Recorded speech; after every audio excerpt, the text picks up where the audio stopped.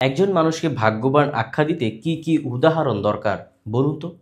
বারবার মৃত্যুর মুখ থেকে ফিরে আসা, লটারিতে জিতে ধনী হওয়া, স্ত্রী সন্তানের সুখে শান্তিতে বসবাস করা, এগুলো যদি ভাগ্যবান মানুষের সংজ্ঞা হয়, তাহলে বিশ্বের সবচেয়ে ভাগ্যবান ব্যক্তি হিসেবে ফ্র্যান সিলাক একেবারেই উপযুক্ত। ফ্র্যান সিলাক 7 বার মৃত্যুর মুখ থেকে ফিরে এসেছেন, তারপর আবার লটারিতে পুরস্কার জিতে হয়েছেন কোটিপতি। 4 বার ব্যর্থ বিবাহের আঘাত সহ্য করে এখনও দিব্যি ঘুরে বেড়াচ্ছেন। ক্রোয়েশিয়ার সঙ্গীত শিক্ষক ফ্র্যান সিলাকের জীবন কাহিনী শুনলে বিশ্বাস করা কঠিন। ফ্র্যান সিলাকাকে অনেকে বলেন পৃথিবীর সবচেয়ে ভাগ্যবান মানুষ। ফ্র্যান সিলাকা ক্রোয়েশিয়ান বিশ্বজুড়ে তিনি পরিচিত হয়েছেন অবিশ্বাস্য তার সৌভাগ্যের জন্য।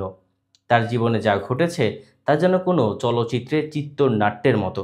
বাস্তব জীবনের সীমা ছাড়িয়ে যায় সেই গল্প। বিশ্বাস করা কঠিন, তবে শিলাক নিজেই মনে করেন বাস্তব সিনেমার চেয়েও অদ্ভুত।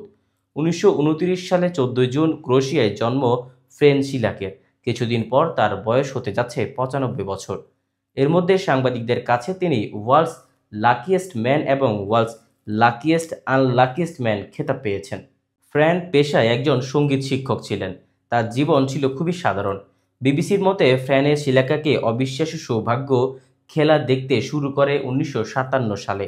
একটি বাস দুর্ঘটনায় তিনি নদীতে পড়ে যান।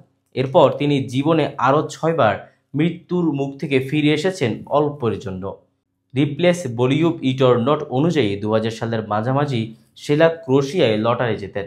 সেই টাকায় একটি বিলাসবহুল বাড়ি কেনেন, কিন্তু 2010 সালে সেই বাড়ি বিক্রি করে দেন তিনি। এরপর পঞ্চম স্ত্রীকে নিয়ে সাধারণ জীবনযাপনে ফিরে আসেন। শিলাকের জীবনের শেষ অধ্যায় ছিল শান্তিপূর্ণ। তিনি লটারিতে জেতার টাকায় কিছুটা খরচ করেন হিপ সার্জারিতে। একটি গির্জাও তৈরি করেছে বলে জানা গেছে বিভিন্ন মাধ্যমে।